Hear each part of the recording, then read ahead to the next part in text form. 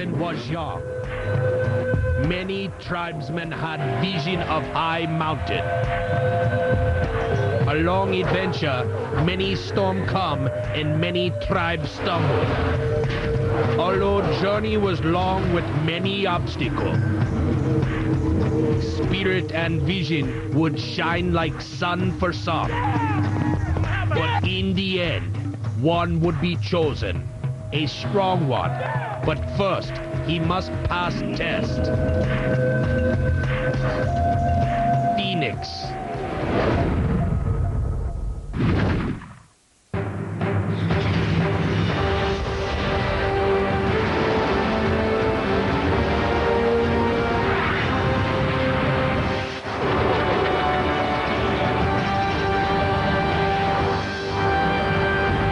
Welcome to the sun-drenched desert of Arizona for the 24th race of the season. Speed Channel's coverage of the NASCAR Craftsman Truck Series pre-race show is presented by Craftsman. We take a look at the top 10 standings for the Truck Series. Brendan Gaughan controls his own destiny up top. John Wood mathematically can win the championship after his win in Martinsville, and Chad Chaffin and Matt Crafton are fighting for that 10th spot on this list. Ted Musgrave is our pole sitter, and he's trackside with Ray Dunlap. Well, thank you, Rick. Mike Bliss standing here. Hey, now, Mike, get out of my shot right here. Well, I got to talk to this guy and see if he's got a shot at the title. What do you got to do today to be in this thing at the end? Keep Mike Bliss out of here. We've got a really good truck here. Same truck we ran here last year and almost contended and got the win. Just got to stay in this hunt. Got to lead some laps, get bonus points, and then try to win this thing. And hopefully that the other guys will stay out of the top 10. But whatever they're going to do, we're just going to do our destiny. Okay, good luck. He's got a 6th, a 5th, a 4th, and a 2nd here at Phoenix. Barry? And I'm down here with my favorite, Orleans Dodge, Brendan Gaughan. You got a 45-point lead. You got 150 laps today to pad it. Can you do it? You know what? We feel really good. The Orleans guys been working their tails off for me like they always do. And we haven't been that good, but they've taken the front end apart 3 times. And now I got to be able to do what my little teammate here, the Yerf Dog Dodge, won the Winston West Championship. So I just got to finish it up like he did. He did it right. I got to do it now. Let's put the pressure on him. Good luck, man. Have a good day. The top 4 in points are the closest in Craftsman Truck Series history. Historically at Phoenix, these are the average finishes for our top 4. If they stay true to history, this is the way the points would shake out going into Homestead. Ted Musgrave closes the gap with Brendan Gaughan in search of his elusive first NASCAR championship. Hello, everyone. I'm Rick Allen, joined by Dorsey Schrader and Phil Parsons. Now, is history going to repeat itself tonight? Well, history doesn't always paint a clear picture, for sure. Take Dennis Setzer, for instance. Dennis Setzer, by stats, would be a 15th place truck. However, 2 years ago, with 10 laps to go in the race, he's running 5th, and he cuts down a tire. Last year, 5 laps from the end of the race, 3rd place, loses an engine. So it's not like Dennis Setzer doesn't run well here at Phoenix. He just hasn't had any luck. Brendan Gaughan's average finish is 13th, but that's not because he had a flat tire. It's not because he had an engine failure. That's because he's been no better than that. But there were a lot of racetracks last year that Brendan Gaughan was not very good, and he improved dramatically this year. As a matter of fact, there are 3 other racetracks in the series that are very comparable to Phoenix in size and shape, and he's won 2 of those 3 races. So, guys, throw out those numbers. He's going to the front. And history probably won't repeat itself in the fact that our top 4 in points have never led a lap at Phoenix. The drivers are getting into their trucks for the start of our 24th race of the season in NASCAR Craftsman Truck Series. Speed Channel's coverage of the NASCAR Craftsman Truck Series pre-race show is brought to you by Craftsman, the official tools of NASCAR and the NHRA.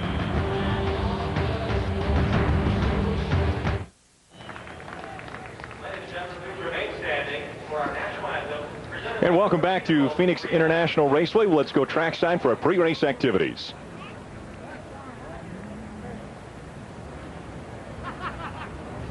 Oh, say, can you see by the dawn's early light what so proudly we hailed at the twilight's last gleaming, whose broad stripes and bright stars through the perilous fight were the ramparts we watched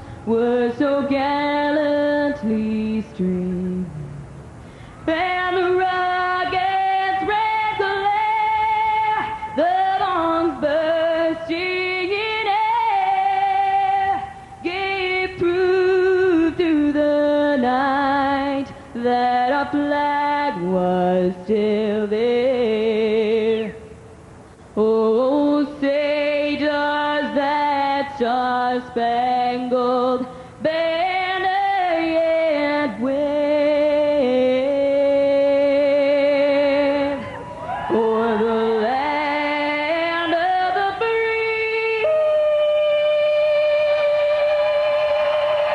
and the home of the brave.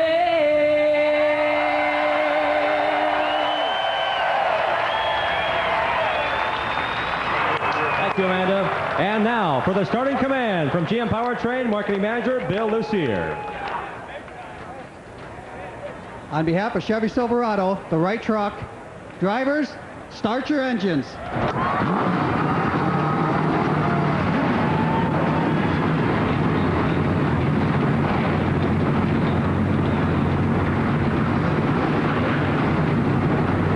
We're 7 minutes from the green flag. We'll line them up when we come back.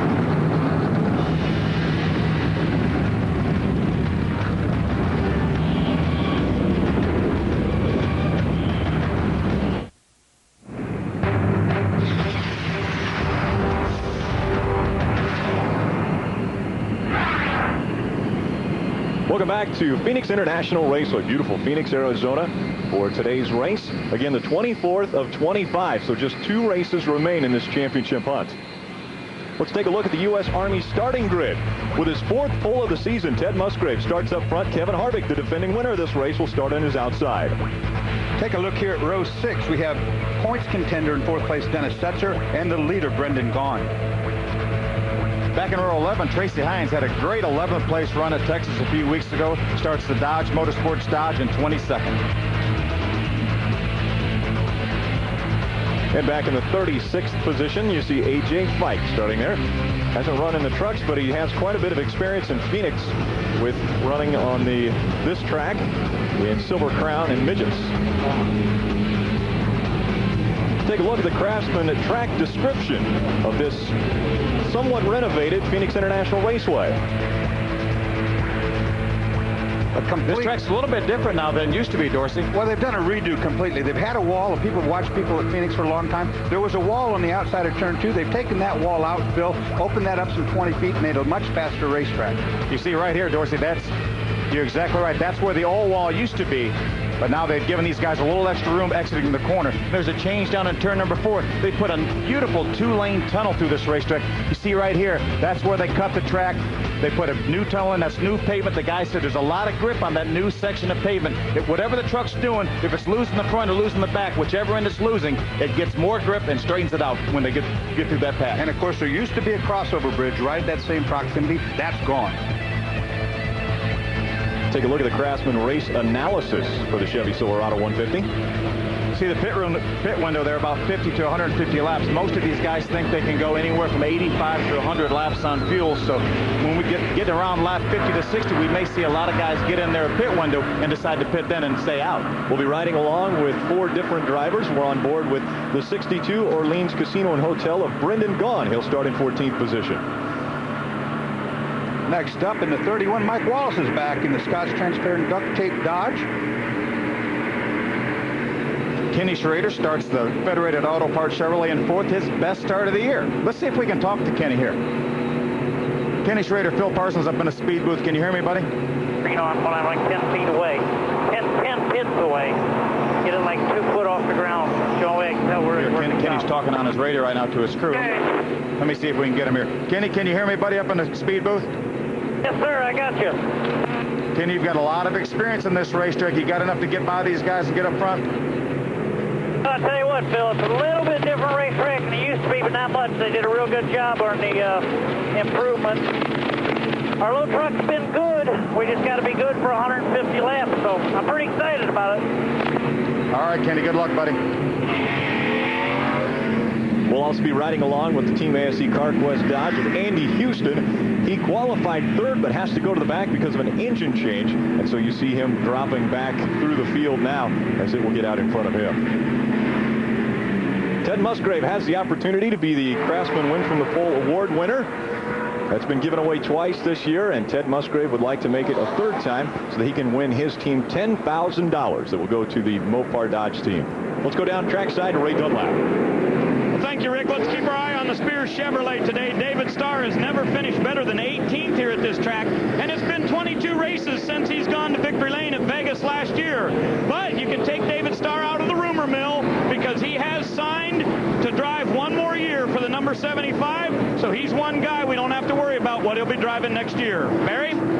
I'm down here in the 62 pit of Brendan Gaughan, and these guys are thinking championship. Let's look right here on the gas can. This is from J.C. Carter Company. It's the best dry brake probe you can have on. It's got excellent flow. It's got a rubber gasket seal to not have any spillage. But if they have a gas and go today, they'll go back to the old version because it has a much less chance of it getting hung up and losing valuable points like you saw Michael Waltrip do at Loudon. We should also say that on motor changes and having to go to the rear, John Wood in the 50, another good competitor, he's at the back, and 07 Bobby Dodder also has to go back because of an injury. John Wood won at Kansas earlier this year from the back after an engine change, so that you know it doesn't bother him. No. Mike Dolan pacing the field in the Chevy Silverado pace truck. He makes his way down pit road, and it will be Ted Musgrave who paces him to the green flag.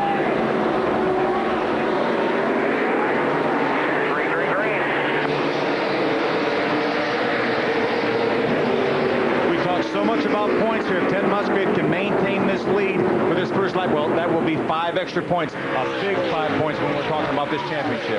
That will also be the first time any of the top 4 have ever led a lap here at Phoenix. And so Ted Musgrave looking to make history here. Talking to Ted Musgrave, he not only wants to lead this lap, he wants to lead the most laps, get the bonus points. And the other thing he doesn't want to have happen is he does not want Brendan Gaughan to lead a single lap here. Dorsey, you're exactly right. All these guys chasing Brendan Gaughan know they've got to go out here and try to lead the most laps, try to win the race, get the most points that they can get, and try to gain some ground on Brendan.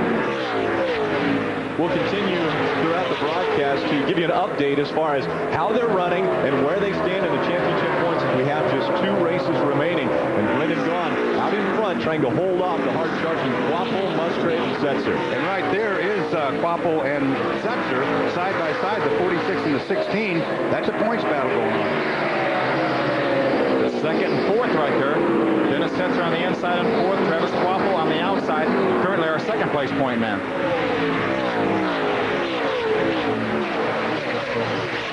Of course, the man they're mixing it up on the outside there with is Carl Edwards. Jack Roush's 99 Super Chips Ford. A lot of guys in the garage here were talking about both Roush trucks, Carl Edwards and John, being very, very good in happy hour yesterday. Barry Dodson touched on the fact that putting gas into the truck could be very, very important here at this racetrack. We saw the pit window being 50 to 150 laps. Can anybody go 150 laps without pitting? No, without a doubt. That's the length of this race. Yeah, absolutely not. They cannot go 150 laps. About 100 laps would be on the outside of what these guys could do. And that's probably the Roush Fords. They've historically got better fuel mileage than any of the rest of the competitors, so they can probably go 100, maybe a little bit over 100 laps. Most of the guys will be closer to about 90. What do you think, Dorsey?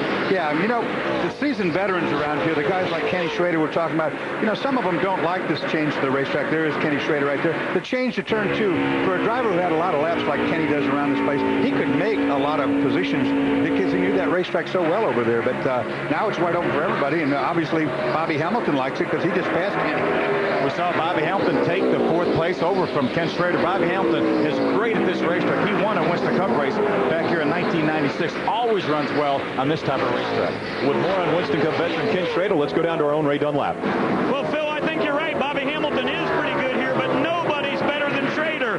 Get this, guys, 13 victories on this racetrack for Schrader. We're talking about Southwest Tour, Silver Crown, all kinds of different cars. He's gone to victory lane here 13 times.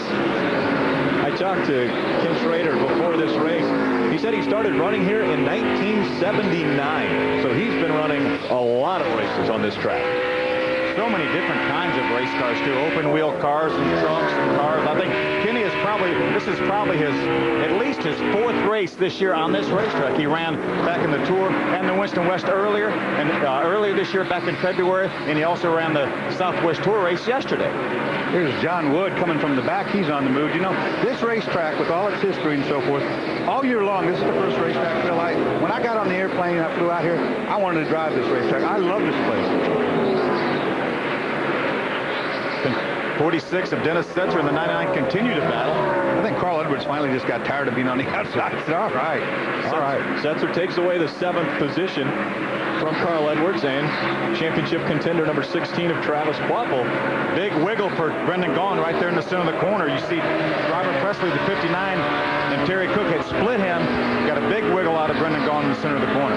Guys, big news. NASCAR thinking that the one of Ted Musgrave might be leaking something. Uh-oh, that's not what you want to hear. Have an eyeball on this thing, see if we see any smoke or any fluid. Sure don't want to get black flag and brought in while you're leading. He has been so good all weekend. As we mentioned, he sat on the pole. He's led every lap so far in this race and talked to his guys. Gene Ead, his crew chief, he said, I'm telling you, this truck is about as perfect as we can get it. So it would be a horrible break for them to have something leaking and get black flag. After closer examination, they're saying that the one is clean. Now it possibly is that truck directly behind him, the 6 of Kevin Harvick. And we haven't said much about Kevin Harvick, and it's the Looney Tunes Chevrolet right there, the 6. We'll see if we can see anything leaking out of that one. Kevin Harvick came in and won this race last year, the first Craftsman Truck Series win ever. That was a big day for him. He's one of the few guys that have won all 3 in the major divisions of NASCAR, Winston Cup, Busch, and now the Craftsman Truck Series. What are these NASCAR guys looking at? I don't see anything coming out of those trucks. Great battle for 5th. Side by side, David Starr on the inside in the Spears Manufacturing 75. And it looks as though he will take the position away from Ken Schrader in that Federated Auto Parts number 52. And Phil, as you said, the pressure's off for David. He knows he's got to ride next year. And that takes the lob out of your throat. You know, now he can go out there and he can hammer down and he can race and, with a clear head. That's a lot of taking off your... And have some fun. That's the key, is he go out here and have some fun. And it looks like the way he's running, he just took over the 5th place from Ken Schrader. He is having some fun. It's not been a great year, you know, for David. Got injured in that practice crash in Milwaukee and had to sit out the season part of the time. And he came back. He's come back strong, so it's good to see him back. Dave McCarty mentioned earlier that if they would have been able to keep the consistency going that they had just before that incident, that they thought they would be very strong. And then obviously the problems with the broken collarbone. Great battle for 3rd here. Bobby Hamilton and Rick Crawford. Hamilton on the inside, Crawford on the outside.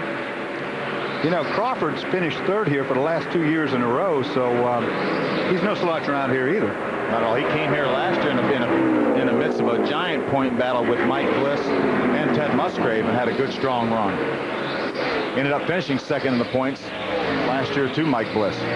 They struggled, though, Phil, all weekend. The 14 truck unloaded bad. They just couldn't get it going. He barely got... It looked really bad going qualifying. Did a good job in qualifying. Got into at happy hour yesterday, 20th quick. That's not that fast. It's great to see that 4 truck, the Square D Dodge of Bobby Hamilton, running as well as he is, because he is so good at this racetrack, and he was really good in happy hour yesterday. All the guys in the garage here, we were talking about the 1 and the 4. We're 15 laps into this, and the top 4 have separated themselves from the rest of the field by some margin. These Ted two Musgrave and Kevin Harvick going at it for that lead. Running hard. You watch Musgrave's left front right there. As he dives into the corner, he gets on the brakes really hard, smoking the tire a little bit, so Harvick's pushing him pretty hard right now. Harvick's getting a lot of practice this week. He's doing triple duty. He's also running the Busch race. He's got the pole for that race, also running the Winston Cup race, so he's got a lot of time on this racetrack. And the key is, even though these vehicles may be different, this truck is different than the Busch car or the Winston Cup car. Dorsey, they're on the exact same tire, and that's big. And more laps you get around here, the better your comfort level you have. None of these guys have a lot of laps with this new configuration. Let's go down trackside to Ray. Hey, Rick, Musgrave has said on the radio he's just a tiny bit loose. He said it's even worse when Harvick gets up there. This truck that he's driving today is chassis number 20. The guys are kind of kicking themselves a little bit, wishing maybe they had taken that truck to Martinsville, but they plan on running it here. As long as it doesn't get hurt, they're going to take this same truck all the way to Homestead. Ted Ted Musgrave accomplishing his goal here in Phoenix as he is leading and has led the most laps. All 16 laps have been led by Ted Musgrave.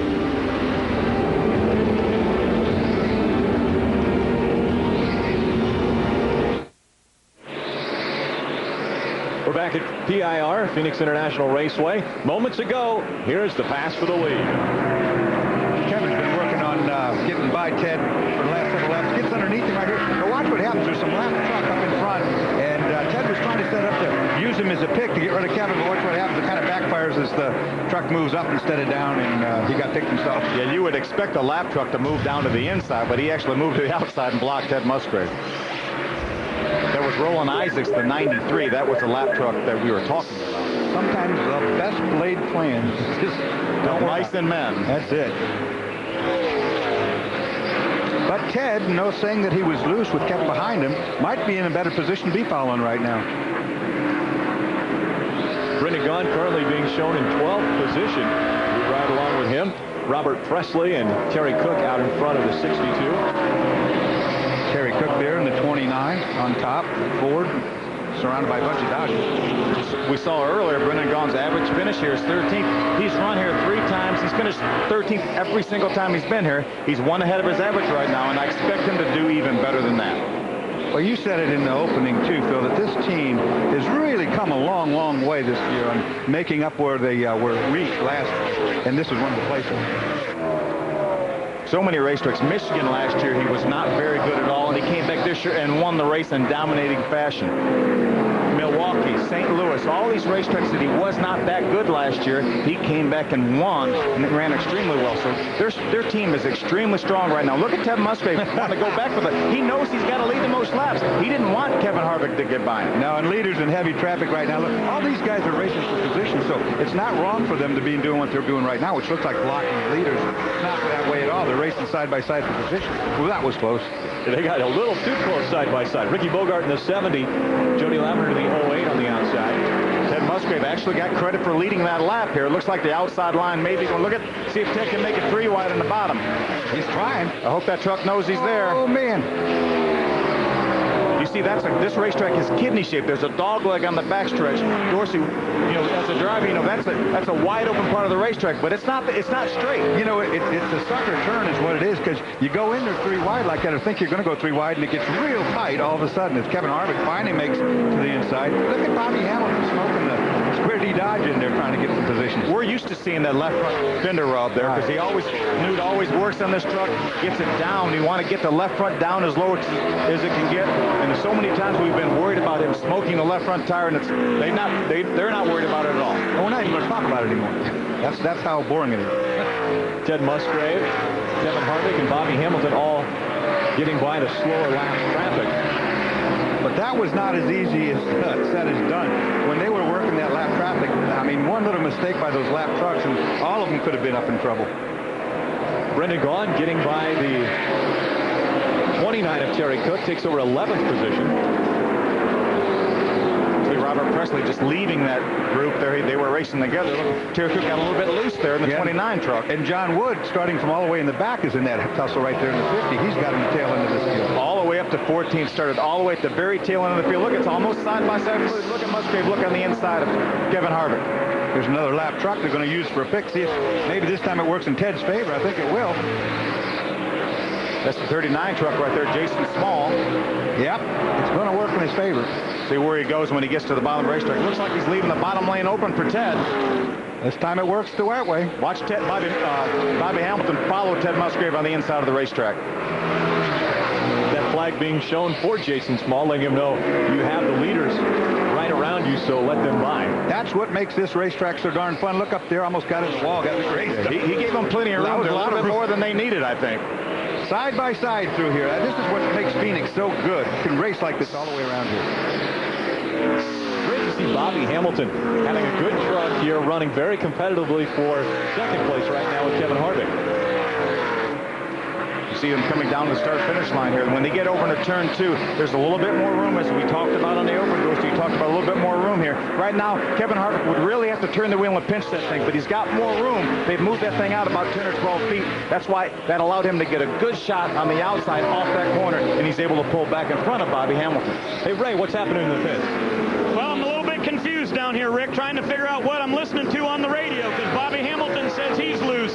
Kevin Harvick says he's loose. David Starr is loose. The 2 truck is loose. But we've got cloud cover right now. The sun has gone away. Shouldn't this track be tightening up? You would typically think a cloud cover would make this track tight, but I've talked to a lot of the crew chiefs in the garage here, and he said, hey, I think this is going to be typical Phoenix. It gets a little bit greasy this time of the day in the afternoon, so I think the guys were anticipating a greasy racetrack. But Ray, I'm a little bit like you. I'm a little bit surprised that most guys are talking about being loose. Out in front, Ted Musgrave leads Winston Cup veteran Kevin Harvick. Bobby Hamilton sits in third as they battle for the championship. Ted Musgrave looking for the most points. The first caution flag of the day has flown here at Phoenix International Raceway. Let's take a look at why. There's Terry Cook right there with he and Matt Crafton. Now, these guys have been together some early this year. You see Matt Crafton, he drove on the inside, got a little bit loose, kind of had to move up the racetrack to catch his truck, got into Terry Cook, turned Terry around. Terry did not hit the wall, so there's no damage to the truck other than a little minor sheet metal damage. That's just a little bit of a rub right there, and it doesn't hurt either truck at all. But like you said, Phil, these guys have got history, so you got to wonder if, you know, what's going to happen the rest of the race. Barry? Down here in Brendan Gaughan's pits, expect him in. Here he comes right now. The truck's been loose in. Look for a track bar adjustment. He should be going down a round and a half on the track bar on the right rear. Ted Musgrave is in the Mopar Dodge. This will be 4 tires for these guys. They dropped the track bar 2 rounds. They have just a little bit of a hang-up on the left rear. Musgrave has got his service all done. They lose a lug nut. Keith Plaza loses a lug nut. Musgrave is going to lose 4 or 5 spots here on pit road. Saw a 2-tire change on Brendan Gaughan there. I'm sure some strategy by Shane Wilson to try to possibly see if he could get out in the lead. See if we can take a look at the race off pit road here. You see, that's the line right there. You see Brendan Gaughan on the outside. The Orleans Dodge beat Kevin Harvick's Looney Tune Chevrolet. So that could eventually get the lead for Brendan Gaughan and 5 points. Absolutely 5 points. And track position's everything here at this point early in this race.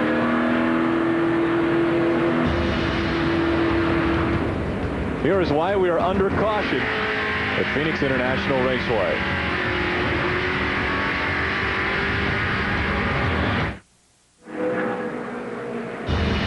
The NASCAR Craftsman Truck Series Chevy Silverado 150 on Speed Channel is brought to you by Chevy Trucks, the most dependable, longest-lasting trucks on the road. By Craftsman, the official tools of NASCAR and the NHRA. And by Miller High Life, to live simply, proudly, boldly, manly. This is the High Life.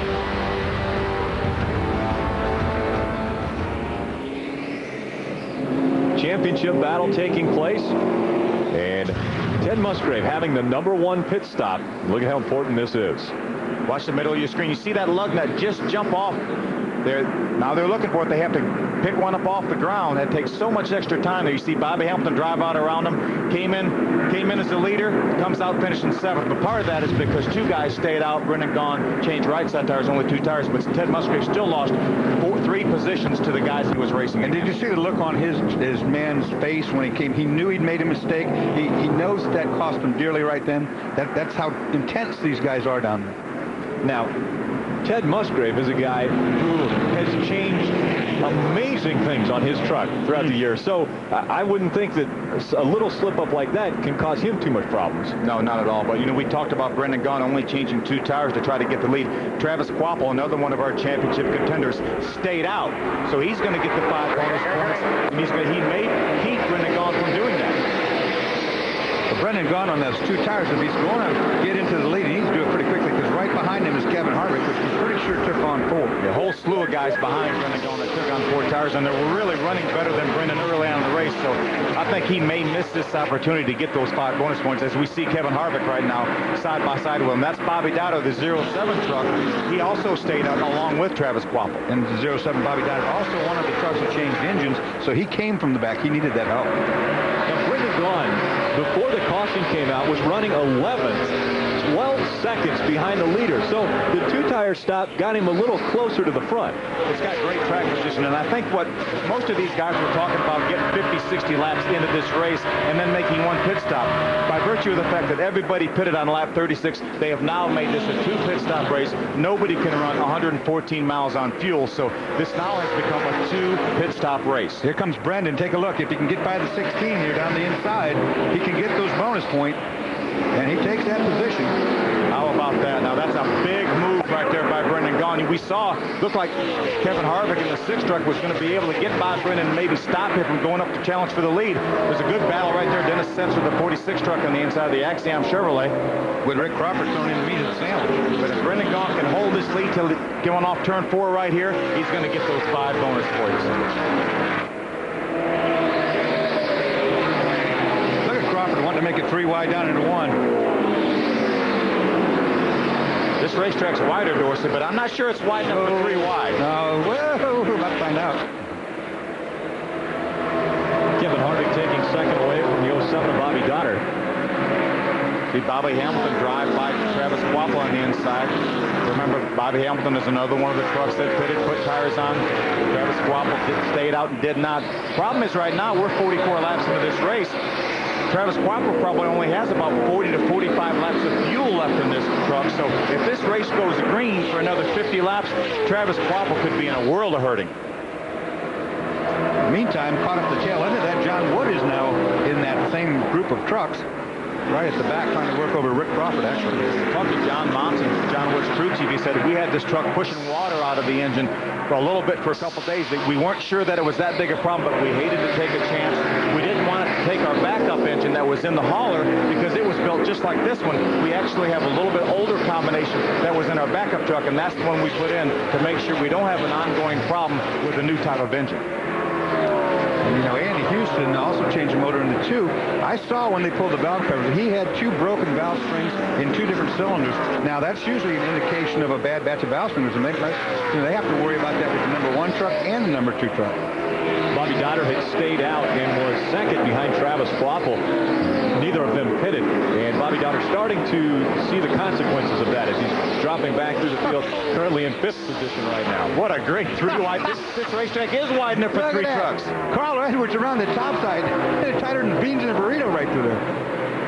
I wondered how much new tires were going to matter here. And as you can see Travis Quapple fall back, these new tires have made a big difference on these trucks with only 35 laps on them.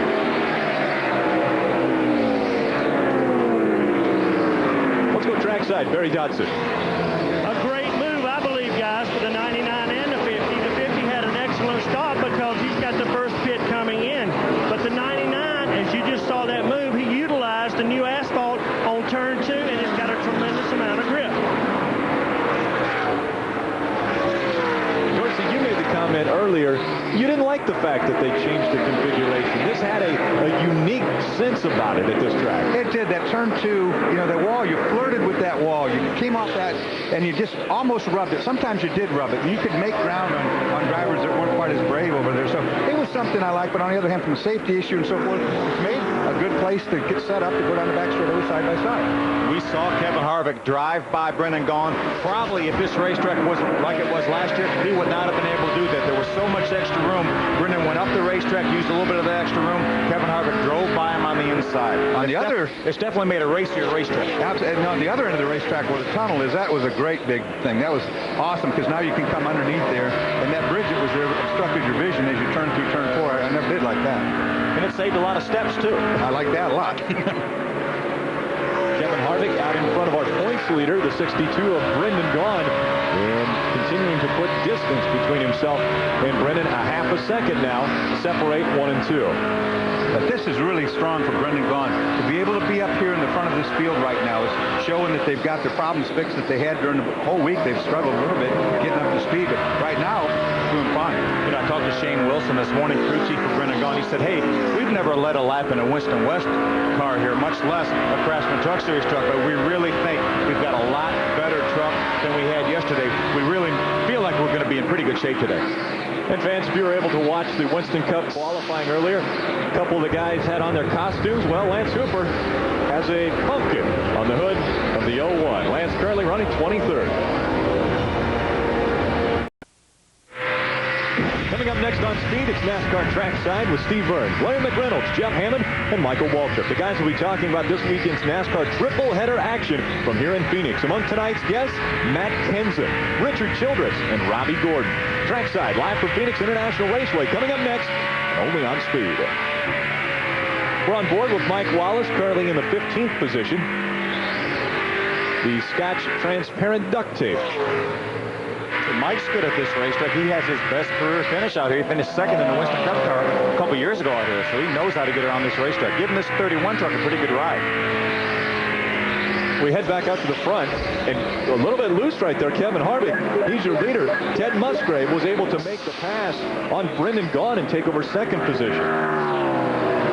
Hamilton took over the third spot, and so Brendan Gaughan has dropped back to fourth. I think he might be being cautious, too, because he is the point leader. He is the guy that needs to just finish this race perfectly like he's doing right now. He doesn't want to mix it up with guys like Harvick. Oh, look at here. Rick Crawford's 14, smoking. Barry Dodson, you know something about that? I think I do, Dorsey. I don't have a report yet, but I believe the O-ring may be out of the right front caliper. That's brake fluid, possibly. But you talk about him not having a good weekend. Blake Framage, our little Bush Group chief on the Duraflame Dodge, he doesn't like running bad. They made wholesale changes on the truck this morning. Before the problems, Crawford was moving up. You know, Phil, I don't know. It doesn't look like that smoke's coming from the wheel. Like it looks more like it's coming from the center of under the bottom of the truck. If it is an O-ring in the caliper, that's a bad situation. Basically, he won't have any brakes here shortly. Yeah, it's definitely, you know, when he gets down into the corner on the brakes. So I think Barry's right. I think it is related to the brakes. So what a tough break for Rick Crawford. He's still maintaining the 7th position right now. He's got a good truck. It would be a shame for him to have a tough break like that. But look, good battle, good point battle right there. Dennis Setzer trying to get under our point leader, Brendan Gaughan. Dennis Setzer's another guy that really struggled in practice. Did not have that good a qualifying run. Started back in the 11th position, but Danny Gale said what we felt like chased a set of tires. We swapped them around. We swapped the right sides, and whatever the truck was doing, it did the opposite. So they really didn't know what they were going to do. They put their setup in from last year, along with what they've learned from this kind of racetrack this year, and they really have a pretty good truck. How about it, Barry? Phil, what Danny didn't tell you is after qualifying, they found a bad shock on the truck, and that's what it's all about. It's a shock combination that has to be perfect. That's why Dennis Setzer's moving up. And Dorsey, you touched about everybody was loose, even though it was overcast. Not Dennis Setzer. He was a tick tight. They made the adjustment to free it up when they pitted. You know, Dennis Setzer talking to him, he was very confused. He said, no, I just don't get it. I run good here. Now, my finishes haven't been that great, like I said at the beginning of the show. But he goes, we unloaded with exactly what we did last year. It ran really good. And he goes, we're not good at all. So a shock, that's what it was. Consistency could be the name of the game, and with a perfect 10, Dennis Setzer, if he's able to finish in the top 10, will tie Ron Hornaday for 19 consecutive top 10 finishes. Consistent year for Dennis Setzer. Had an engine problem earlier this year a couple different times. That's what has him down in the 4th position in the point standings. And talking to Dennis, and this is just astounding to me, has not signed a deal for next year yet. Right now, he's looking at next year without a ride. Nobody signed him up. And as good as he is, look at that right there. Was that the Ford that just headed up the racetrack? Smoking again. They're trying to get their package worked together with the 46 Axiom Chevrolet. They all want to be together, but they have not. They had all the pieces to fall into place. So hopefully within the next few days that will happen. It would be a shame not to see Dennis Setzer back in that 46 Axiom Chevrolet. After the caution, Brendan Gaughan had taken over the lead and now begins to drop back a little bit through the field. Could that 2-tire stop be biting him now? I think that's exactly what that is. It's a byproduct of the 2-tire change, but he still has has better track position. Here he is racing right now with Dennis Setzer. They're side-by-side racing for the 4th position, but he was running 11th when the caution came out, so it has worked so far. They're in a window right now. If the caution was to come out, all these guys may come back in and make their final pit stop. So as of now, it's worked for Brendan Gaughan. And the gamble was worthwhile because he got the bonus point. He did get up to the front and lead like he had to. So that being out of the way now, he just needs to be a little bit conservative right now. They can tune this thing up when he comes in for fuel next time. How about that 50 truck of John Wood right there? Started all the way at the back of the field, currently running in the 6th position. Really looks like he's got a better truck right now than Dennis Setzer and possibly Brendan Gaughan also. So John Wood is marching towards the top 5. He said the first win in his Craftsman truck career came from the back, starting at the very back and went right through the field. It looks like he wants to do it again. Brendan needs to be careful. Dennis Setzer got a little bit loose there and was just on the inside of Brendan Gaughan. If he slides up and takes Brendan Gaughan out of here, we've got a very tight points race. Look at that. John Wood working the bottom side. Brendan Gaughan. That's really tight. It doesn't look as tight from inside the truck as you think, but I mean, that's tight. That was really a heads-up move by Brendan Gaughan, though. He knew that they were a lap in the truck, so he moved up the racetrack because John Wood had committed to be side-by-side with him. So had Brendan Gaughan not moved up the racetrack and gave both of those trucks room underneath him, they probably would have had some contact and really could have been turned around. Right there's the trouble right there. Good save, John. John Wood looking like a dirt track racer, sliding through the corner, able to keep it straight. Gather it up. We're all right. Of course, it was not intentional, that bump. They just side by side for too long, and they finally got together. Dennis Setzer was able to clear that battle. Do you see Dennis right there? There's the Axiom Chevrolet. He's now currently in the 4th position. But little John was up on that wheel then, wasn't he? He had a handful. Take a look at that. Close call for Brendan Gaughan and John Wood. You see him come down the front straightaway. That's Carl Edwards right behind him in the 99 truck. You see John get a little bit loose as he gets in. He has to chase the truck up the hill. Made a slight bit of contact with Brendan Gaughan, but did a great job saving that thing, Dorsey. He didn't give up on it. You could have given up on that pretty easy and locked it down, but he didn't. Watch what Carl Edwards does. He sees it. Oh, man, that could have gone the other way, too. Yeah, he just turned left and said, "See ya, John." Yeah. Uh-oh, this one wasn't so lucky. Phil Bonifield in the 23 getting spun around, and the caution comes out. That's caution number 2. We could see pit strategy come into play here. Tremendous break for Travis Quapple. Stayed out, falling all the way back to the 13th position. Desperately needs to get some fresh tires on, so a tremendous break for Travis Quapple.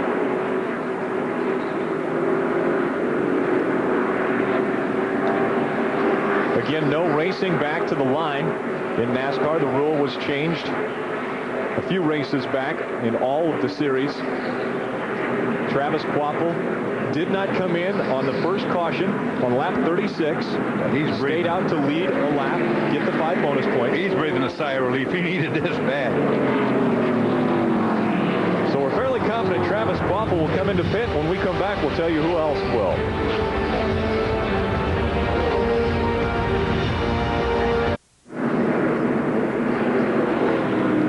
Under caution number 2, we had mentioned before the break that Travis Quapple, probably 99% sure he was going to come in for a break. Weren't sure about the others. Well, our answer came very quickly as who else will pit. Let's go down to Barry, who's standing by for Quapple to pit. See that the fuel line, Dorsey, or Rick, I think it's an oil line, oil pressure fitting where it goes through the firewall. I looked at the inside of the right front tire, no oil at all on it, so Phil, it was not brakes as I thought. That oil line he's talking about probably feeds the oil pressure gauge as it comes off the motor through that firewall and goes to the back of the dashboard to hook that gauge. And a lot of those, they make them out of neoprene, and that stuff cracks. It gets old cracks. If he can just take that line off and put a cap on it, they really don't need that. He obviously would not have an oil pressure gauge, but that may be something that they can fix pretty quickly, but it's going to cost him a lot of track position. They were able to stay out in front of Mike Dolan in the pace truck. So they'll tack to the back of the line. Guy who came in, he was sitting 4th before the pits and then came out in 11th. Not very good for the Axiom Chevrolet 46 of Dennis Setzer. Take a look at the right rear here as they come to work. Going to have some problems. See it right there, having a lot of trouble getting it off. Valuable time lost right there. Tremendous amount of time lost. So that's what happened. It happens so often that a guy will not get all the lug nuts all the way off, and he goes to yank the tire off. It doesn't come because of the lug nut. Then he's got to pick the gun back up, take the lug nut back off. It cost him a tremendous amount of time. He's got a great truck, but now he's back in 11th after coming in 4th. And Phil, as you know, as a driver, you're sitting in there thinking you're there for about 5 minutes. You're fuming. What are you guys doing to me? It may have taken 22 seconds, but as you mentioned, it seems like 5 minutes. We're through 74 laps of this race, and here are where your top 4 in the points are currently running.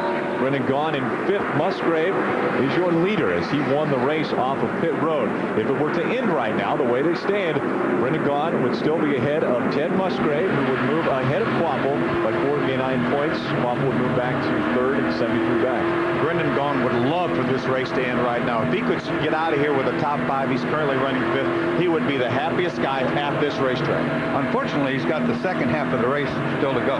Yeah, it's not over yet. But he would love for it to be over. We're just getting to the halfway mark. Yeah, he would wish it to be over right now. Maybe it'll rain. It doesn't look like it's It's not very often that it rains in Phoenix, Arizona. There's Andy Houston, the Team ASC CarQuest Dodge. We haven't talked a whole lot about him. Good pit work by that bunch. He's up in the 10th position right now. That's the first time Andy has cracked the top 10. As you mentioned earlier, he had to go to the back of the pack because they also changed an engine. Green flag flies, a familiar sight for Ted Musgrave. That's the way this race started. And we restart for the 3rd time as Musgrave takes the green. We have to mention good pit work for Carl Edwards, came out in the 2nd position. So great job by Cowboy and his bunch. Another group that did a great job on their pit stops, the Federated Auto Parts 52 of Ken Schrader, came in 10th and left the pits in 4th position. Look at Kevin Harvick working underneath Carl Edwards right there, trying to get 2nd place wrestled away. Kevin Harvick runs fairly infrequently, but of the laps completed this year, he's completed over 660 laps. He's led 220. Almost 1/3 of the laps that he has completed this year, he has led. That's a tremendous average. And he was last year's winner at this very race, so defending winner. Would have won Bristol if he wouldn't have blown the tire with a lap to go. Always runs well when he gets this number 6 truck on the racetrack. And we'll see a lot more of that number 6 truck next year. That truck will run full-time with Matt Crafton driving. Tell you what he's done. He's woken up the 99. He's woken up Carl Edwards, who all of a sudden, I don't know what they changed in the pit stop, but Carl all of a sudden getting pretty racy here. Great battle for 6th position. John Wood currently holding on to it. David Starr in the 75 on his inside tries to take it away. Sure he doesn't get loose down there on the inside of John Wood. We saw that happen to John. Now, this is a 1-mile track with not much banking, and because of the strange configuration, it really drives like you're on a short track. You got to do a lot of pedaling in the middle of these corners. Bobby Hamilton, 4 Square D Dodge, also naturally smoking the left front tires to get down in the corner. Naturally. Nice move by Bobby on the outside to get by John Wood. That's the 7th position right there. Right up in front of there's Kenny Schrader's up in it. Kenny runs really well here, and as documented, he's about more miles here than anybody. He won the Winston West race earlier this year here back in February that we had right here on Speed Channel. Here's Manufacturing 75 of David Starr, currently running in the 6th position with more Ray. On that last pit stop, Rick, they came in. David Starr said, let's make a slight air pressure adjustment. They went down 1/2 pound on both rear tires. Came in 9th, went back out 7th. So Starr having a good day here.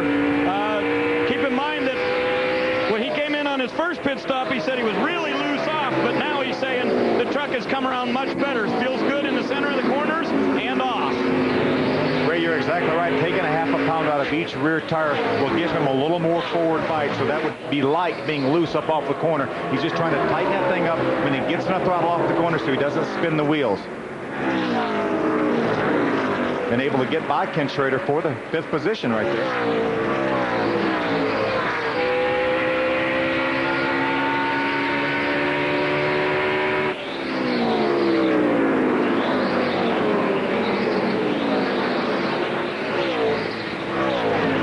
Had started in 7th position, has moved his way up to 6th right now after all of the shaking outs of the 2 pit stops we've had. Side-by-side racing, John Wood and Ken Schrader battling for the 7th position. John Wood takes it over. Ted Musgrave out in front. He's led 39 laps. Phoenix International Raceway with 1 race to go after this.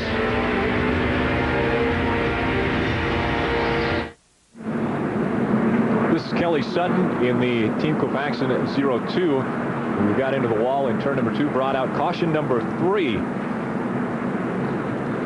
Let's take a look at how it happened. On the inside of the racetrack there, gets a little bit loose here, I think. At 08, she got loose. Tried to correct it. The truck actually turned back to the right. She turned back to the left again, but ran out of racetrack there, made hard contact. That was a hard hit. It really was. Take a look at it from the back. Now you see it wiggle one direction. Now it gets away from her paint. That was a big hit. Well, that just about takes my breath away watching her hit that wall that hard. See her sliding along the wall. Again, in turn 2, we had talked about that wasn't a factor of the new configuration of the track, but that's where she comes to rest. And she did that pretty much on her own. I mean, a little air off the spoiler maybe, but she just broke free, overcorrected, and got into the wall quite hard. Great to see her out of the truck, though, walking to the ambulance. So you're waving at the crowd there, so great to see her out. Kelly Sutton will head to the infield care center, get checked out, and we'll be back with Green Flag Racing from Phoenix.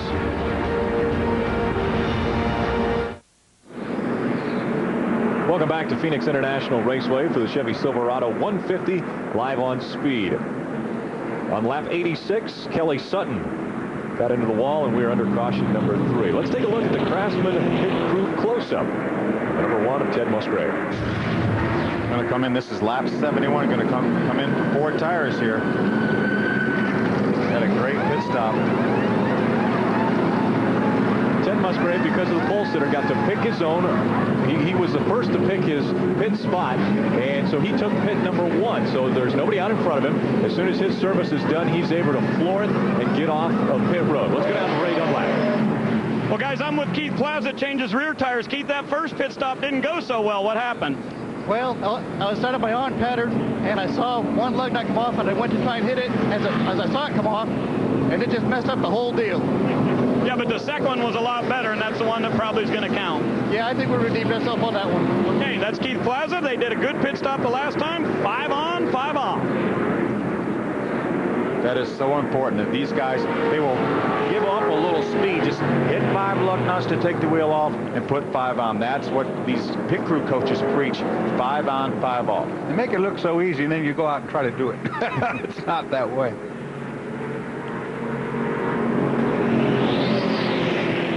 We saw the 08 of Jody Lavender go flying by our leader and the pace truck, and he was the benefactor of getting his lap back. Ted Musgrave comes up to lead his 47th lap in Phoenix International Raceway. You're not going to quite catch up at the tail when these guys are back to green now. Look at Harvick right away going to work on the top side of Carl Edwards. Brendan gone. I'll go with him to choke. Jane Wilson and those guys have adjusted on that truck a little bit. They've made it a pretty good piece right now. You see him going on the outside of Carl Edwards. It looked like Carl might have had a little bit of some debris on his tires because Kevin Harvick was able to drive by him on the outside fairly easily, and now Brendan is doing the same thing. But boy, he got close to that wall. Yes, he did. Brendan Gaughan likes this upper group. We've seen it all year long. He feels comfortable in the second lane. Brendan Gaughan has to feel comfortable right now in 3rd position. We mentioned at the beginning of the show, his best finish here was 13th because he's done it 3 times. That's his average. That's what we talked about earlier, Dorsey. We're not going to see him finish 13th in this race. He's got a great truck. He's been so much better this year than he was last year. Just about every racetrack except Texas, where he wins all the time. And it's so important for him to do well here because everybody goes next week or 2 weeks to Homestead, a new configuration. Nobody's been on a track before. If he can come out of here good, well, he's going to be sitting pretty. Barry, what else about that 62? Guys, I have a quote here from Shane Wilson. He told Brendan the last green flag lap before this caution was your fastest of the day. And Brendan was kind of in a championship points racing mode. Brendan's response was, you guys have made it better all weekend. I just need to get up on the wheel. Well, Barry, he's been on the wheel all year long. Brendan Gaughan has had such a tremendous season. Won 6 races already. done a great job. And it's great to see a guy not backing into a championship. He's racing his way into the record book. I was talking to Brendan Gaughan before this race, and I said, now you're out in front in football. Guys will throw in the prevent defense, and then it always seems that the other team is able to score on them and win the game. I said, you're not going to go into prevent, are you? He said, no, we're going to win this race. He didn't tell Kevin Harvick that, however. That's another guy going to win this race, too. Kevin Harvick, that 6 truck, trying to work underneath Ted Musgrave. But Ted's using that new racetrack. A lot of grip up there coming off turn number 2 and able to drive by with a little bit more momentum than Kevin Harvick had. Don't count this guy out. Ted Musgrave is a Fox Hill veteran for sure. He gets around this racetrack good. He's going to run this thing right down to Homestead, too, trying to win this championship. Ted Musgrave has never finished worse than 6th here in a Craftsman Truck Series event. Kevin got a pretty good bite that time off the corner. He's going to be able to get up beside him going down into turn number 3. Race for the lead. Kevin Harvick on the inside. Ted Musgrave on the outside. Ted would dearly love to keep him behind him. There's Ted going to lead another lap. But the thing is, we're getting late in this race. We're just over 50 laps to go. Ted Musgrave, if he lets Kevin Harvick by right now, he's not sure he'll have enough truck to get back by him. So he does not want to let Kevin Harvick by if he can help it. That's a good point. I mean, we are past the halfway point, but this track, these laps go by really fast. It's time to get racing. 17 one-thousandths of a second separated Ted Musgrave and Kevin Harvick last time by the stripe. This time by Ted leads another lap. Not by much, but it's in the book. 24 one-thousandths of a second separate the two. Ray? Guys, another reason why they're telling Musgrave to stay up there and work on him as hard as they can. A lot of people down here on pit road aren't sure this race is going to go 150 laps. We believe that it could be dark here by the time they get to about lap 130, 135, something like that. They're saying stay to the front in case this thing doesn't go the distance. It looks a lot brighter on TV right now. You folks at home are watching this and say, what are you talking about being dark? But they open up the irises in these cameras and really allow the racetrack to look a lot brighter than it is. But it's dark from our broadcast position here. And it's, I think, a lot from the cloud cover. It was sunny and very bright here, but there is cloud cover to our west where the sun is heading now. And so it is starting to get a little bit darker here at the track. A little smoke coming from the west, too, from the fires out in California, no question. But I don't think that's it. I mean, we're going to run late in the day. We've run night races out here before. Why not? We have 50 laps to go. They're running approximately 30-second laps. We're talking 25 minutes. They're going to get this in with light still out if it stays green. That's right. The thing is, if you get a caution flag, it slows these guys down to 45 miles an hour, 50 miles an hour, so it takes so much longer to run a caution lap. So what these guys would dearly love is to run this thing clean and green till the end. And I can tell you from experience, as a driver, I would rather have this condition going gradually into the darkness than have the condition we would have if had a bright sun. With that sunlight going into your eyes as the sun goes down, it's killer. It's really bad. But this right now, this isn't bad to drive in. You can go and transition in the dark. It won't bother a thing. This place is murder going in turn number 1 when the sun gets really low. So these guys are really getting a break because of the cloud cover. Let's go down to Ray Dunlap. Hey, guys up there in the booth, how about this, though? What about face shields on the helmets for these guys? Kevin Harvick has a completely dark face shield, as dark as they make. I asked him before the race, do you know this thing's going to be dark before the end of the day? He said, yeah, I'll just flip it up. I don't really need it anyway. But a lot of drivers out there with very dark face shields. The good news is you can flip them up, tear them off, do whatever you have to do. I used to drive with sunglasses. I know you did too, Phil. I had to throw a good pair out the window one day for that very reason. But that's just the way it goes. These trucks and bodies are built so well now that they don't, look at this. Look at Brendan Gaughan, our point leader, going underneath Ted Musgrave. Great battle for second position as Musgrave gets high through 1 and 2. Now Kevin Harvick out in front has just led his 32nd lap. Ted Musgrave currently has 58 laps that he has led. And so Kevin Harvick could take away those 5 bonus points from Ted Musgrave for leading the most laps in this race. And bonus points are so critical, and they have been all year long. Brendan Gaughan has got so many bonus points. Our second place point man, Travis Quapple, has really lost the lead here, or not have the lead because of bonus points. Travis Quapple has a better average finish in the series this year, but Brendan Gaughan has beat him so bad in the bonus points. Brendan Gaughan definitely not in prevent defense as he gets by Ted Musgrave. We take a look at the bonus points already this season. Brendan Gaughan with 115 bonus points. That's because he's led a lap here. Ted Musgrave with 105 bonus points. He's also led a lap here. And so look at the difference between Brendan Gaughan and Travis Kvapil. Brendan Gaughan, just a master on this upper lane. He just drives right around Ted like he's not out there. He's setting the sights now to try to go take the lead away from Kevin Harvick. And that's cool. Great battle for 5th position here. David Starr, Bobby Hamilton. Bobby Hamilton holding on to that spot as David Starr has to check up behind slower lap traffic. We saw that statistic there that Travis Kvapil has 60 less bonus points than Brendan Gaughan. He's 45 points behind in this championship. Equal amount of points. Travis Kvapil's leading this thing. Take a look at our leaders out in front of that battle for 5th. Kevin Harvick has a half a second lead over points leader Brendan Gaughan.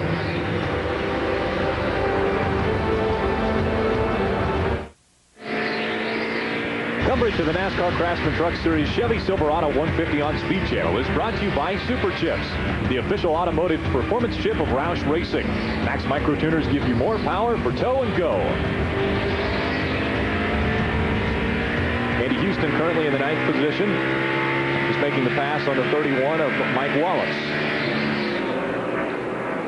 Kevin Harvick still out in front in the Looney Tunes number 6. That could be a Halloween costume. Absolutely. He's got a little bit over a second lead right now on Brendan Gaughan. You see Travis Kvapil, our runner-up point man right now in heavy traffic.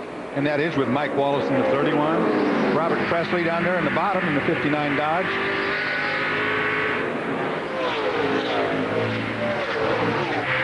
Ray Dunlap.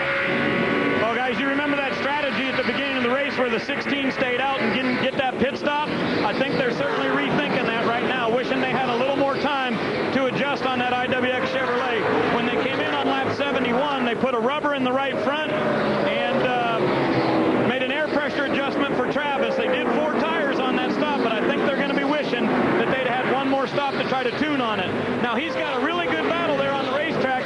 A little bit ago, he was running side by side with the number 2 truck, and Jim Smith, the owner of the 2, got on the radio and said, keep in mind, we've got to race that 16 as hard as we can throughout the rest of the day to try to help protect and pad Musgrave's points.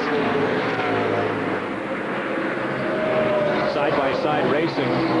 Robert Presley in the 59 and Travis Kvapil in the 16. Harris Trucking Dodge down on the bottom. Those guys look a little bit wiggly as they get off the corner. Yeah, Ray made a good point. Not only did Travis Kvapil forego that first pit stop, but not being able to adjust on this thing. Most of these guys, really all these guys, have been able to adjust on their trucks twice.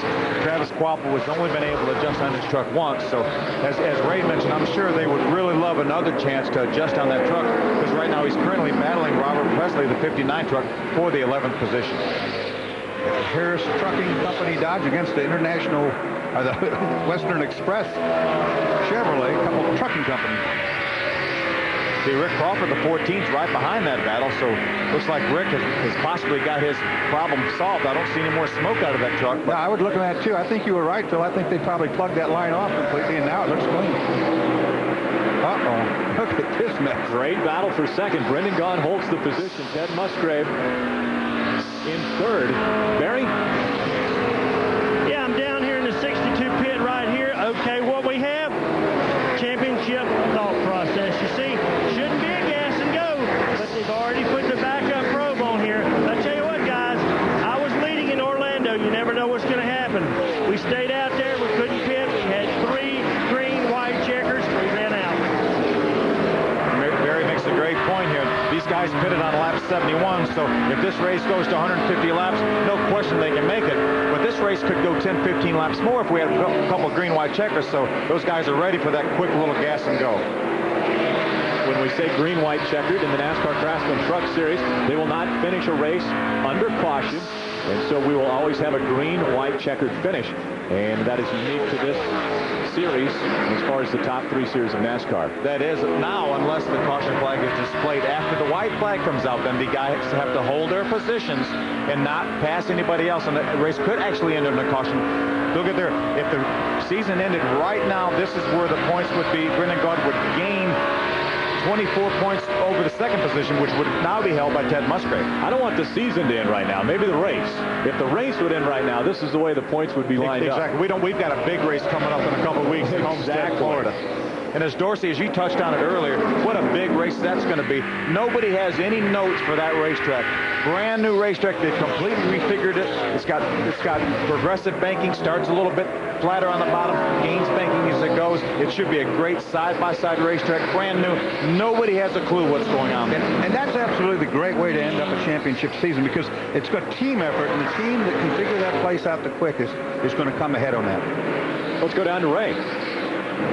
Hey guys, when we go to Homestead, look for a very, very big entry list that weekend. And part of the reason will be there's going to be 5 entries from Ultra Motorsports. 5 different trucks going down there for these guys. They think it can work to their advantage. Also, Jim Smith's paying back a couple of favors. These guys will have 5 entries. Look for IWX to have a couple extra trucks. I think we're going to have maybe the biggest entry list of the year when we go to our last race of the year. Thank you, Ray. The Orleans Dodge sits in second. Becky Gordon asked Brendan before the race, where do you have to finish to keep your lead? He says, well, I got to finish second in the last 2 races.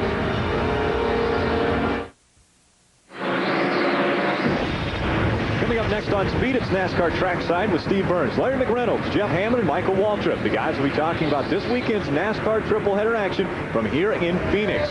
Among tonight's guests, Matt Kenseth, Richard Childress, and Robbie Gordon. Trackside, live from the Phoenix International Raceway. Coming up next and only on Speed. Battle for second place. Brendan Gaughan holding off Ted Musgrave. As Musgrave on the low side of the track, Brendan Gaughan comfortably running where he likes to run on the high side. Gets a lot of momentum off the corner there. Ted Musgrave not quite able to pull back up beside him. Just beside him through the center of the corner. See if he can do it again. Look at him drive up in the center of the corner on the bottom. Can't quite get all the power down, but we heard Brendan kind of pedal a little bit there. Looks like maybe he got a little bit loose. I think maybe got a little bit too high in that corner, and you're right. He had to pedal it and get out of there.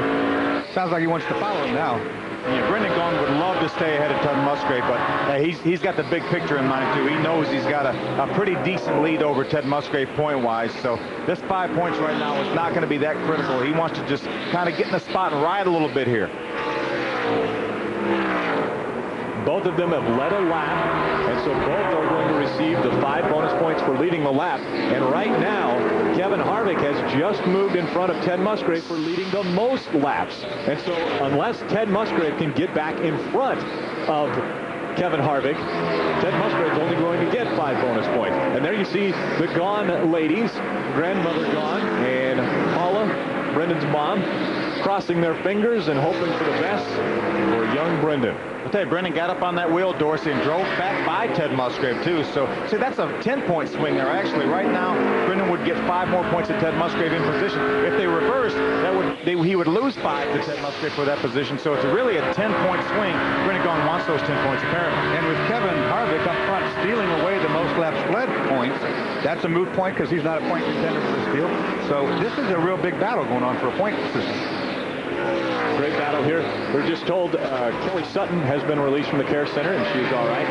Passing that along to you. That's good news, because that was a big hit she took.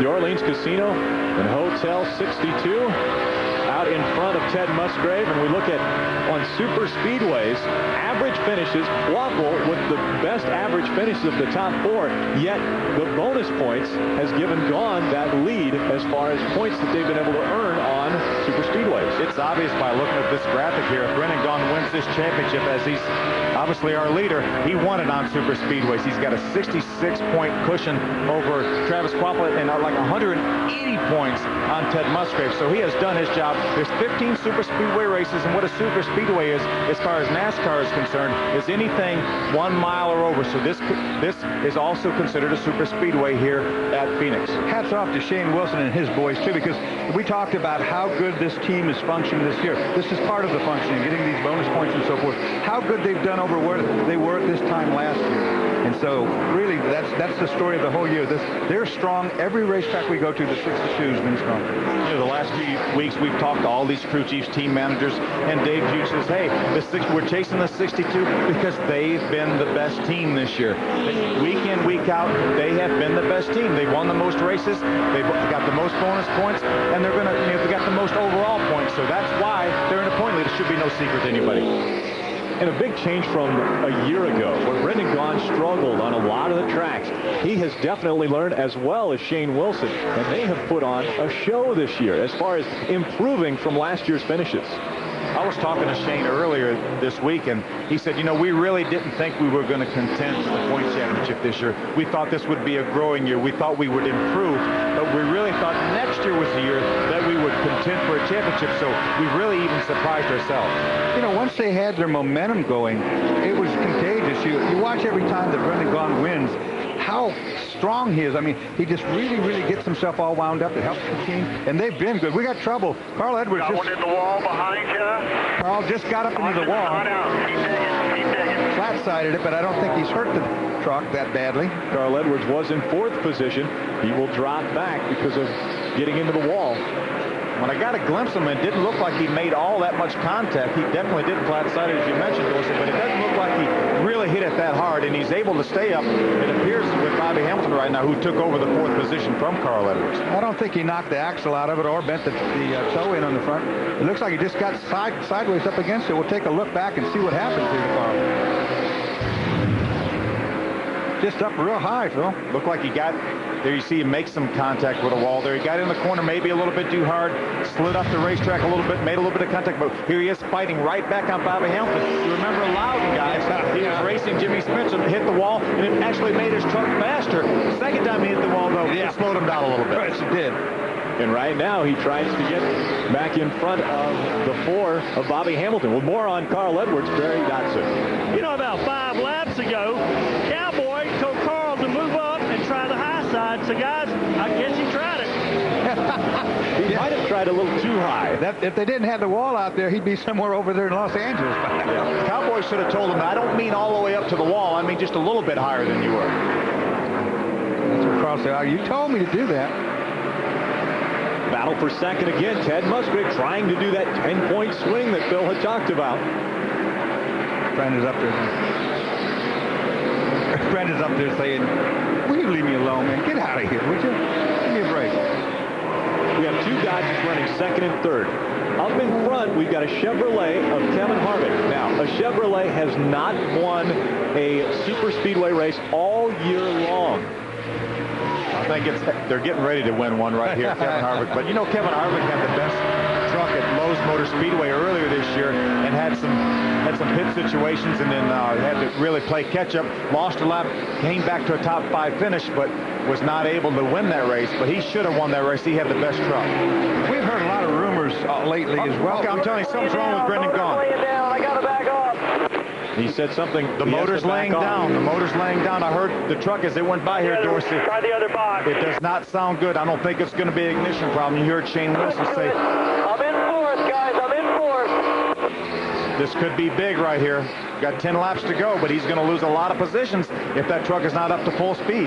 Brendan Gaughan's best finish at Phoenix is 13. He's done it 3 times. He's trying to improve on that with 9 laps to go. Oh, it is very sour as it comes by here. We could hear it from up here at the booth. That's his mom. She knows this isn't good. Now, can he keep it alive for 10 laps? Kevin, give me some coaching, man. What's the best way to save this thing? Barry, what's going on? He certainly dropped the cylinder, maybe 2. He just came on the radio. He said, Kevin, give me some knowledge here. Tell me what to do to save it.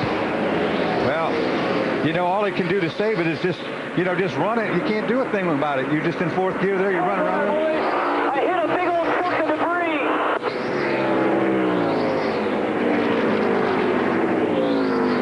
Billy is Brendan Gaughan's spotter. He's talking to anybody he can right now as far as what can I do to get some speed out of this thing. She'll go, Brendan. Go as fast as she'll go. Yeah, that's all you can do, Phil. I mean, you've been in the situation. You're down a couple cylinders. There's nothing you can do. You're under 10 laps to go. You pray is all you can do. Arc back on. We listen in to the problems of Brendan Gaughan. But Kevin, buddy, try to go through the corner as fast as you can. opportunity to try to get through the corner as fast as you can. Kevin Croyer's the engine builder. That's who Brendan was asking. What can I do to try to save this thing? Dennis Setzer moving up, trying to take advantage of this. Brendan Gaughan has dropped to 7th position. Oh, trouble right there almost. As Setzer gets sideways underneath Carl Edwards. It's a battle for 3rd position right there. What big point ramifications this is going to have. Gaughan has dropped to 8th now. If it finishes right now, Ted Musgrave moves to 2nd, 45 points out of the championship that has eluded him his entire career. Dennis Setzer moves to 3rd in the point standings. Travis Poppel will drop to 4th if it would end right now. Believe me, Brendan, this race cannot end soon enough for Brendan Gaughan because he's going to continue to lose some positions right now. Currently, he's in the 8th position. He just lost one to John Wood a few moments ago. He's got about 3 seconds over 9th place Robert Presley, but I'm not sure he's going to be able to hold him off course. 5 laps to go is going to be the longest 5 laps of Brendan Gaughan's life. He cannot do anything. He's a sitting duck, so to speak, out there, and those 5 laps are going to go just take forever.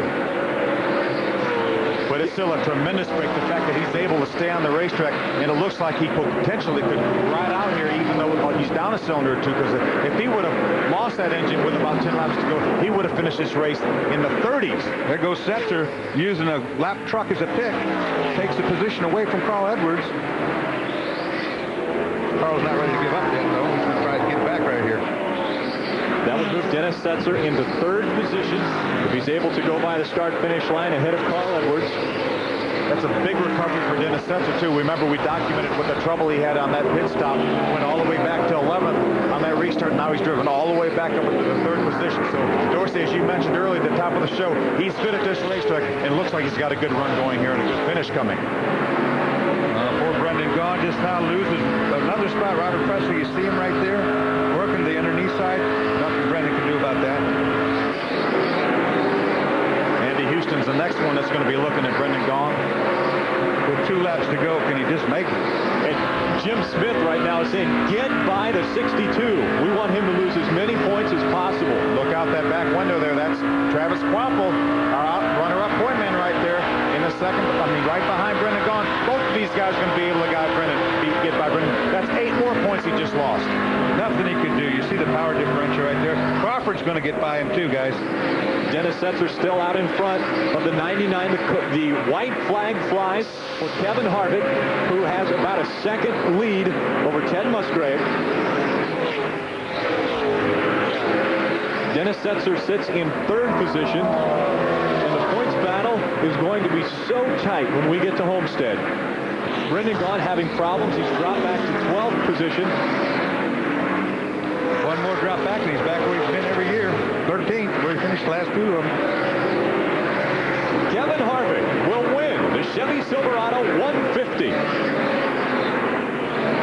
See where Brendan Gaughan comes across the line here. He's currently being shown in a 12th position. Nice job today, Kevin Harvick. You are the damn man, you know that, right? There goes Travis Quapple across the start-finish line in the 9th position. There's Brendan. He's going to finish in a 12th position. One better than his average. One better than his average, but what a tough, long day he had. At the start of the show, we said if history repeats itself, Ted Musgrave is going to be able to gain a lot of position on Brendan Gaughan and Travis Quapple, and look what happened today. We sure did. It's amazing how the averages pretty much came out. Ted Musgrave had the best average, and he's going to have the best finish of our 4-point contenders. The Looney Tunes number 6 of Kevin Harvick does a burnout celebrating the first win Chevrolet takes in 2003 on a super speedway.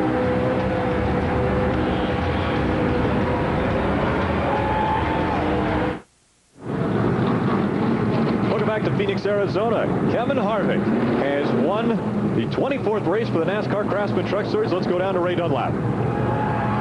This should be a pretty good victory lane. Harvick tried an awful long time to win a truck race until a year ago at this racetrack. And now he's a repeat winner at the same track. Congratulations. Great day for you guys. The guys just said maybe we should just race here every week. It's, you know, this is a good effort for us.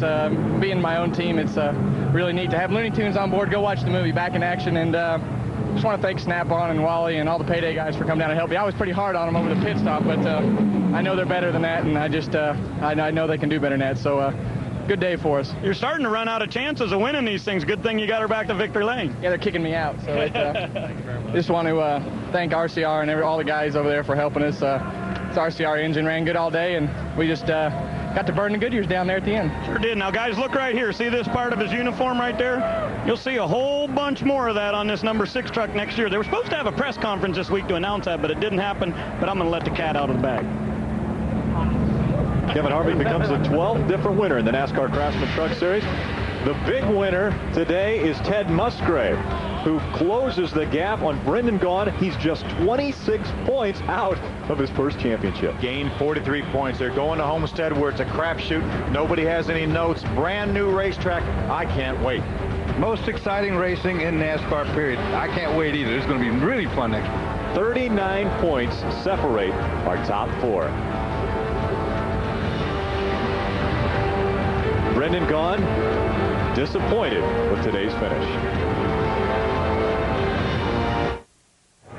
As we visit the desert of Arizona, the championship heats up in the NASCAR Craftsman Truck Series. Ted Musgrave with a very strong run. He's with our own Barry Dodson. Well, Ted, we got what we call bushwhackers. We got what we call other truckers, and that's who won today from the Winston Cup Series. But I think you're first in class as far as one of our regulars. What about this? 26 points back, and Dennis Setzer, 39. Can you believe it? Well, that's kind of why I alluded to earlier, Ron, was that I like to see the top 4 in points go down to Homestead like a dead even heat, so it's all for the marbles, all in one race, and it looks like I got real close to that. So as long as this Mopar team's got a shot, they'll never give up. We ain't going to give up till we leave Homestead and pack up and go. But even then, we're going to come back with a vengeance and do a little testing here later. So I don't know, Jimmy Smith and everybody here needs a title win, and the Mopar team really deserves it. I'm hoping we can do it for them. We've been so close so many times. Like I say, we ain't giving up by no means. No means at all. No quitting this team. Jimmy Smith, one of the pioneers of the series. Ted Musgrave now second in points. The NASCAR Craftsman Truck Series, looking for his first championship. Sun just beginning to set over the mountains here in the desert of Arizona. Beautiful sight and a beautiful championship building up for Homestead. Let's go down to Ray Dunlap. Well, thank you, Rick. Standing by with Brendan Gaughan. Man, how do you handle the fact that you got a second-place truck but a 13th place finish or wherever you ended up? Tell you what, Kevin Harvick's the man, but we were gaining too. I wanted to make it a hell of a finish. We had a great Dodge. They were having fun. I even got a little local sponsor here in Speedway Indoor Go-Karts. I mean, they're just hanging out over here. They wanted to hear their name on television. You got to do it. We're having fun. We knocked a plug wire off and some debris. And Kevin Carrera had some strong horsepower. We were able to hold that off. Was counting points all the way to the end. And at the end, plug wire off, just hold it to the floor and try to stay as quick as you can, and we'll take it. Now, you got a week off, and you got to sit around and think about this. What are you going to do between now and a shot at trying to win a championship? Well, we're going to have a meeting with a sponsor. Going to go do a deal with Dodge. Wolfgang, one of their bigwigs up there, going to do a commercial with Wolfgang and have some fun with him. Going to go to the SEMA show, have some fun out there, and find our Dodge Orleans SEMA sponsor. Go do some stuff for American racing at SEMA show, and then go fishing in Homestead. What about Irwindale? You going to go to the Toyota Showdown? Oh, yeah, I can't forget about that. Scott Lynch, man, we got the championship. Now we're going to go win that shootout. They're lucky. They wouldn't let me in that thing. I wanted to run our Dodge in that, but we're going to watch that. That's what I had to do Saturday. I knew there was something. Scott Lynch going to go win that shootout there for us and Dodge, and going to have fun with that deal. Man, we're just relaxing. This is what it's supposed to be. The fans of the Craftsman Truck Series are going to have the greatest battle in NASCAR. You don't seem as tore up as I thought you'd be after losing all those spots. This is racing. This is why it's always down to the end, and we had a hell of a Dodge truck. I have the hardest working team in the garage. We were awful when we unloaded. Shane Wilson tore that thing apart 4 times this weekend, and we had a Dodge truck that could win. I can't ask for anything better. I love my team. Okay, that's Brendan Gaughan, pretty happy guy, and as we said, he's going to be going to Irwindale next weekend for the Toyota All-Star Showdown, and we'll have it live for you on Speed on November 7th and November 8th. Coverage of the NASCAR Craftsman Truck Series Chevy Silverado 150 on Speed Channel is brought to you by Chevy Trucks, the most dependable, longest-lasting trucks on the road. And Mike Craftsman, the official tools of NASCAR and the NHRA.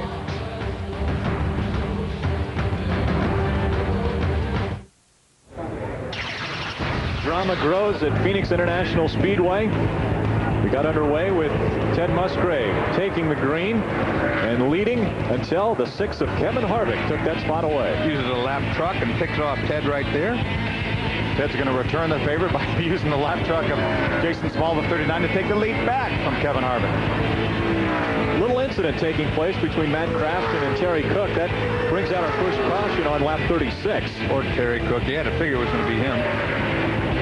62, Brendan Gaughan now taking the lead after a pit stop. Gets those valuable points, bonus points. Kevin Harvick decides to take the spot back away from Brendan Gaughan. Little short caution right here, 23 at Phil Bonnefeld. Had trouble, turn 2. This is the big one of the day. Kelly Sutton gets loose, bam, big hit. Good news there is the truck's not in too good a shape, but luckily for Kelly, she walked away, she's fine. Kevin Harvick takes away the lead from Ted Musgrave. Musgrave led 58 laps here, but it wasn't enough to get him the extra 5 bonus points as Kevin Harvick continues on. Then you see Brendan Gaughan with apparently a broken plug wire that fell off. He continues to lose positions. He was running in the 2nd or 3rd position, ends up falling all the way back to 12th. You see him waving right there. And now, boys, we've got a points race. Kevin Harvick wins the race, 2nd year in a row, and turns down the good years there. Purse snatcher. So the sun sets on Arizona as the truck drivers begin to head towards their haulers, but one is still standing by with their own Barry Dodson. Dennis, great run today. You tied a record with Hornaday for consecutive top 10s at 19. I know you weren't first in class, but that's one of those other guys, man. But good news is you're 39 points back going into Homestead. You have to be excited about it. Absolutely. You know, our little Axiom Silverado team's come a long ways. Done a great job. You know, this is fun racing the NASCAR Craftsman Truck Series every week. You know, especially on tracks like this. It's got the mile, the big track features, long straightaways. Got the short track corners with the flat corners right there, so that's fun too. Well, thank you and good luck. You're back in the hunt, brother. Thank you, Barry. Dennis Setzer finishes 3rd today in Phoenix, and he still holds on to the 4th spot in the points, but he's closed the gap between himself and Brendan Gaughan. Just 39 points separate our top 4 in the NASCAR Craftsman Truck Series.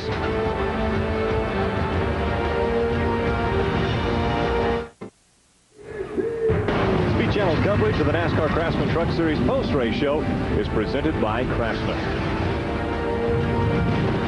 Stay tuned. Coming up next, NASCAR Trackside. The boys, Matt Kenseth, Richard Childress, and Robbie Gordon will join them here at Phoenix. Let's go down trackside with Ray Dunlap.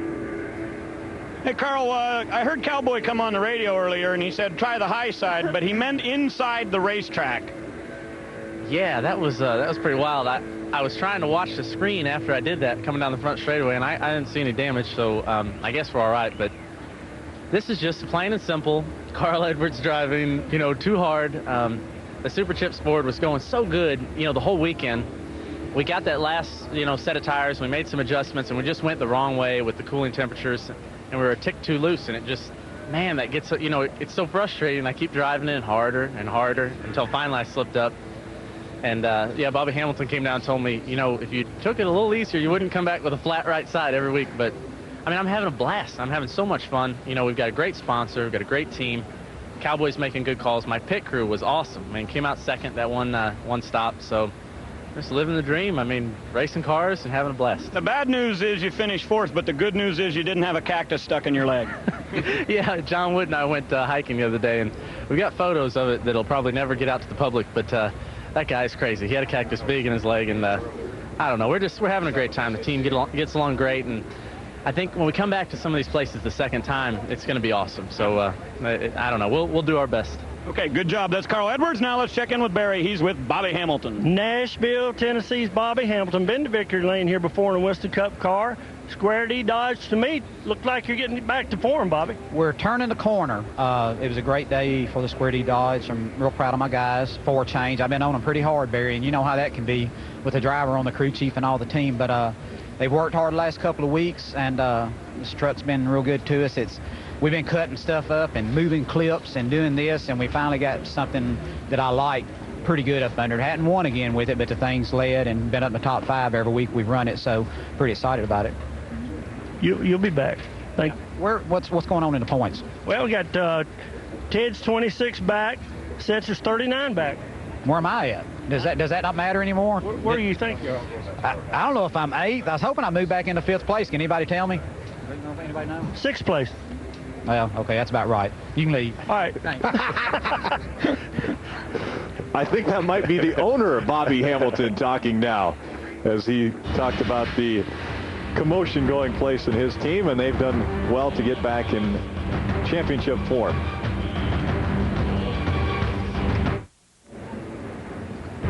Speed Channel's coverage of the NASCAR Craftsman Truck Series post-race show is brought to you by Craftsman, the official tools of NASCAR and the NHRA. We take a look at the unofficial results.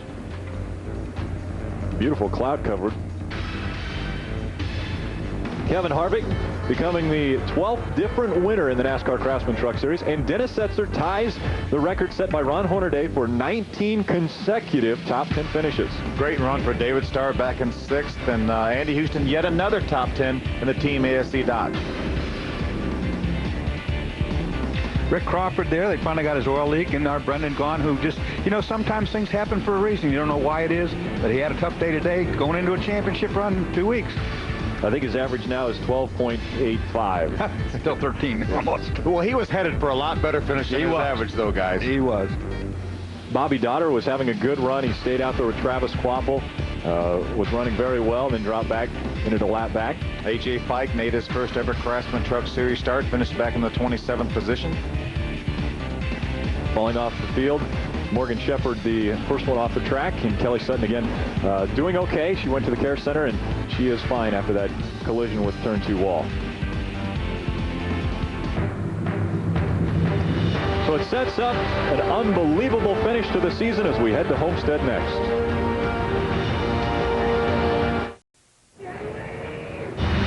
Welcome back to beautiful Phoenix, Arizona. We've concluded the 24th race for the NASCAR Craftsman Truck Series of a 25-race schedule. We look at the point standings. After 25 races, Brendan Gaughan has just a 26-point lead over second place Ted Musgrave. Hey, Brendan Gaughan could go to Homestead, finish in 5th. If Ted Musgrave wins the race, leads the most laps, Ted Musgrave wins the championship. That's how close it is. Brendan Gaughan could have a top 5 finish and not win this championship. Tightest point battle in history and the best in NASCAR without question. Next up's going to be great. Season finale takes place Homestead Miami Speedway Friday, November 14th, 3 p.m. Eastern. That will be the last show for the NASCAR Craftsman Truck Series. But that is 2 weeks away. 1 week away is the Toyota All-Star Showdown. So don't forget to tune in next Saturday, November 7th and 8th at Irwindale for the Toyota All-Star Showdown. And don't forget, stick around and enjoy the guys on trackside. Steve Burns, Larry McReynolds, Jeff Hammond, and Michael Waltrip will bring you all the exciting action from right here in Phoenix. The Gaughan's wanted to see a big finish for Brendan Gaughan. It didn't happen today. Kevin Harvick takes the win and repeats his win championship ways here in Phoenix.